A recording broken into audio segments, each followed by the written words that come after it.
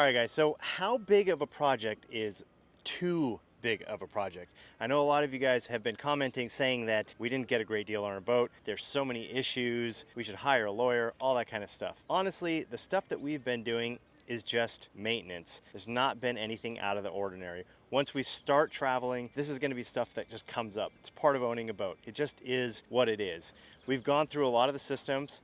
We had some stuff repaired. We actually got somebody over here who cleaned the diesel tanks for us because they had the right equipment, and we're here at the dock, and that was the easiest way to do it. So I'll still build my fuel polishing system for when we're out and about, and if we get bad fuel, I can do it myself. But the amount of flow that this guy's pump could do, it would have taken me days to pump that amount of fuel through the system, and probably dozens of filters, ending up costing me more than what he charged me to do it. That's all done now. That's ready to go. I've got a water pump coming. That'll be here in 2 weeks. Everything takes a bit of time to get here. What I really wanted to do was highlight someone else's boat. A friend of mine, you might have seen him before with his family just briefly in a previous episode. We went to Scotland Bay together. Him and I are very similar. He's taken on a project though that is probably bigger than most of you would ever dream of doing. It is massive. It's monumental. And I want to fill you guys in and tell you this story because I find it very, very interesting. Let me show you guys what's going on because there's a lot. All right, guys. Well, I'm here with Dave, aka Silky. G'day. Hi, everyone. This is a story that starts way back in the day. This is the story of a dream, of the years which a group of Australian yachtsmen spent trying to make that dream come true. It has taken 2 dedicated years to build and test this craft. Now it is about to be pushed into uncharted areas of design and stress, in search of the ultimate speed under sail. So basically 5 guys were sitting around a pub at Royal Prince Alfred Yacht Club, and one of them proposed the idea. The Brits had the world speed record at the time, and they said, well, let's give it a go. On the Monday or Tuesday after that, they sort of got serious. Yeah. So they tried to beat that world speed record, and a lot of things got in their way. Budget was the main thing. Budget always gets in the way. And then, so at the same time, the English boat was also making improvements and going faster. Yeah. So they've already had this boat that's built. They're already in the water, and they're tweaking it and making it faster. At the same time, these guys are trying to build up a boat with no budget that's brand new. So they're having failures and going through that whole learning curve with that boat. They did have some pretty fast runs though.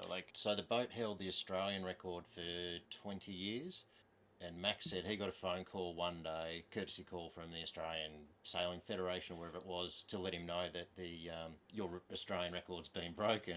He said, "Bugger me, I never knew he held the thing." Because they were just so focused on the world record. Yeah, I thought that was interesting. Just he said he never knew. No one ever knew. Yeah. Ultimately ran out of money and they had to sell the boat. Yeah, so it sat around for 6 years. Andy Can bought it. He was an engineer from one of the power stations locally in the area. Had a waterfront property there, and he bought it, dragged it up next to the house, and pulled the whole thing apart and converted it into its first life as a cruiser. And Phil bought it, who we bought it off.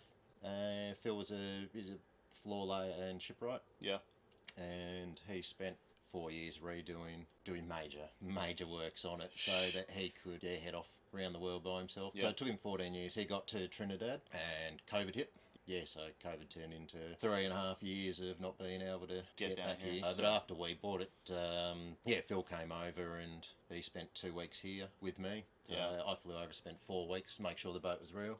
Because we did the old thing by sight unseen. A boat on the other side of the world. A lot of unknowns. A lot of unknowns. So Phil went through and he did a lot of videos for me on how systems work, and the way he builds things is probably the way you and I do it. There's a lot of thought has gone into it, and it's practical and logical. So, but you've never sailed before? No. Well, the original plan wasn't to sail. We had a camper that we were going to travel around Australia. Yeah. I'd always dreamt of sailing. Yeah. As a lot of guys do, but being in sort of 300 kilometres or so from the ocean, we never really did it at all. Never had the chance. Yeah, so we set the camper up, just about ready to go, and my father passed away unexpectedly. And it sort of made me think. I went, well, we're not testing ourselves in the camper. Like we can do that. It's easy going. road. Yeah. Yeah. So I was about spending time with the kids, less time at work. So I thought I'd put it out there as a bit of an option and have it shot down. Then I could just let that go. And okay, that won't happen ever again. And my wife said, yeah, could we do that? So we started looking around Australia for a boat. Everything in Australia was just so expensive to fit the five of us. We were either buying something incredibly old that was going to take years of work. Well, we've done that anyway in the end. But and Sim, my wife, had come across this boat online, and our prerequisites were 40 to 43 foot, not made of wood, so not ply, and built after sort of 1995, and it had to be in Australia. And then, it was the history that won us over with it. And he said, oh, look, Dave, there's a guy who's interested in it. He's a local guy here, so if you're serious, you're going to have to look at doing something. He's getting a survey done next week, and he's going to turn into a party boat over here. So you know what they do with party boats. Demast it, get rid of the name, give it some fancy name, and put a giant set of speakers on there. Yeah, so I rang my wife, she was at work, and said, look, this is the situation, we've got to make a decision. And we hadn't really seriously thought we'd ever buy it. The price was right, so she basically said, what do we do?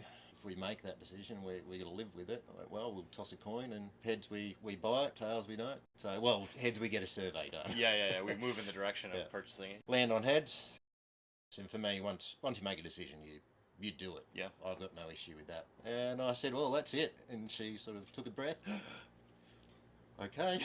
So we'd plan on 4 months work on the boat, and then we'd be in the water and finish everything else off. Yeah, but that didn't quite work out that way. We're headlong into it. So you guys have been here for 6 months. Sim and the kids just left. They just went back to Australia. You guys have been here living on the boat, on the hard, in the boatyard, working on the boat. Living boat life, living the dream. Grinding, it's hot, and there's nothing easy about any of this. There's no escape from it. It is all hard work. So they've gone back. The kids are at school now. Yes, they started school yesterday, their first day back. And Sim's working. First shift today. Oh, awesome. Which is good. Because I can imagine after buying the boat and then coming down here and spending all this money on all of these repairs, not only that, but to keep the boat here in the spot, you have that monthly fee. So there's a lot of expenses. And it's way more expensive to be here than it is to be in the water. So if you're in the water and you're on anchor somewhere, you can live for really cheap, but you got to get there first. The budget's really thin right now. Oh, it is. I'll head back in probably 4 weeks and work for the wet season over here. Come back and we'll start afresh. So when you get this thing done, which hopefully everything moves along smoothly, projects are getting finished off, and you can get this thing in the water, what's the plan? Where do you want to go? The ultimate plan is 2028 will be the boat's 50th anniversary. So if we can get it back to Australia for its 50th anniversary, that'd be pretty cool. That'd be awesome. All right, let's go take a look around. We are at the companionway door, or whatever you call it. You can see we're big boat people here. You know, it's the front door. All the terms. This is the front door. The front door at the back of the boat. Yeah, exactly.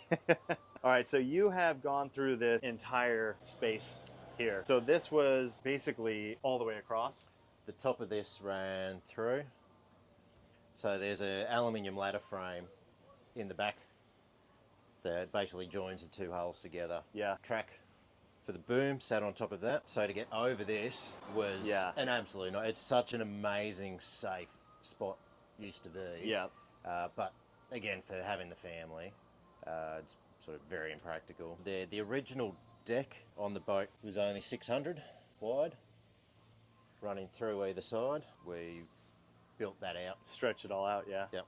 It's about 4 foot, so there's more space out the back. The Traveller was back here, and now you've built the structure above there.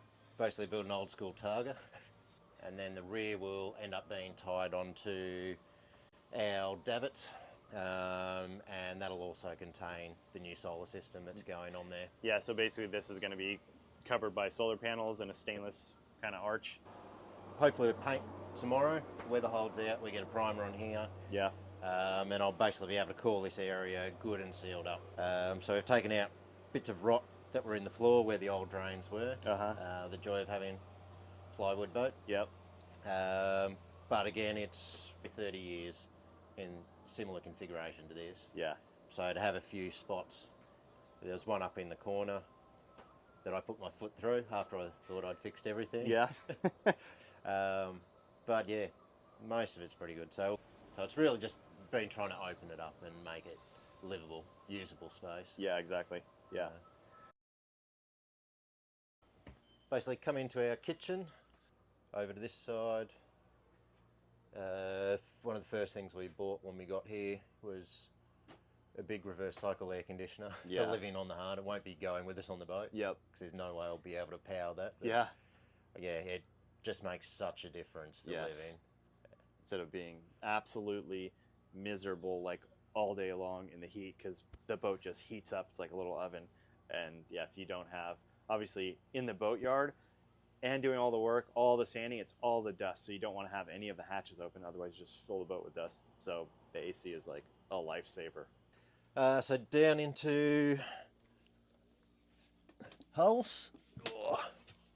Cut out the floor to get water out that was down in the hulls, because there's no access to that false hull down the bottom.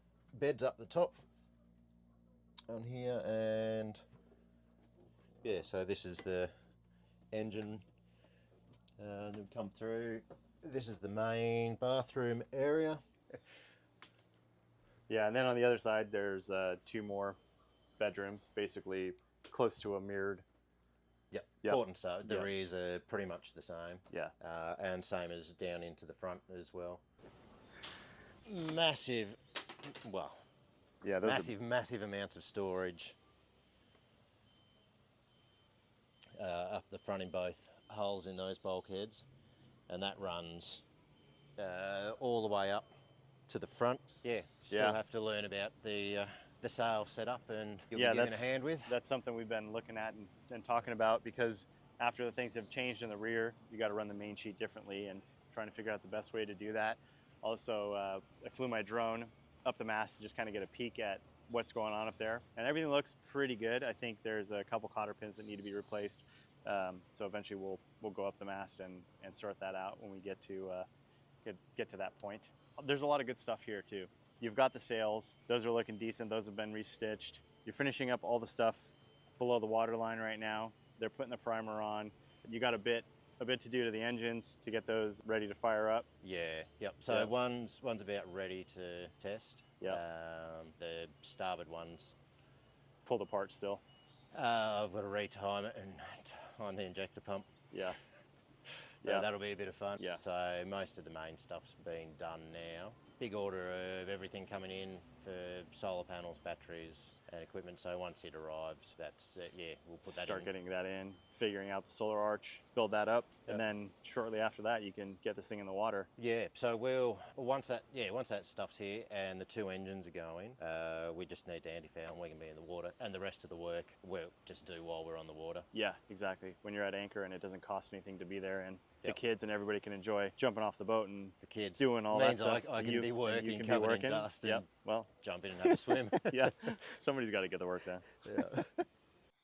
So that's the story of Big Bandicoot and Dave and his family, who've now taken on this massive project. It has turned into a bigger project than they could have imagined, but they've got a lot of stuff done, and they are getting close to finishing it. Even though it looks like there's still a lot to be done, there is. But from where they started to where they are now, they're more than halfway done. And I'd like to help them out in any way that I possibly can. And because I have you guys, an amazing audience, I figured I'd put it out there and set up a fundraising thing for them. They don't know that I'm doing this, so I'd like to, just see if anybody is willing to donate just a little bit of money to this project. It will go a long way. They're really good at, managing their budget and living on a very small amount of money. But boat parts cost money, all the equipment and all of the materials, all the fiberglass, all of that kind of stuff costs money, and they need to finish this off. I would hate to see this boat end up sitting there for longer and they have to leave for years to go build back up their budget. And then at that point, a lot of times life gets in the way, and I don't want to see them have to return and not fulfill their dreams because of some money. So I'm going to put the link in the description. I'm also going to post it on my Instagram so you guys can help out and support them with this cause, and I'd love it. And if you guys, you know, are thinking about trying to support me and buying merch, we'll have all that in the future. But right now, well, I'd rather see them get some money and get some help to finish this crazy project that they have going on, so they can fulfill their dreams and get out on the water and start sailing. Thanks, guys. We'll see you next Saturday.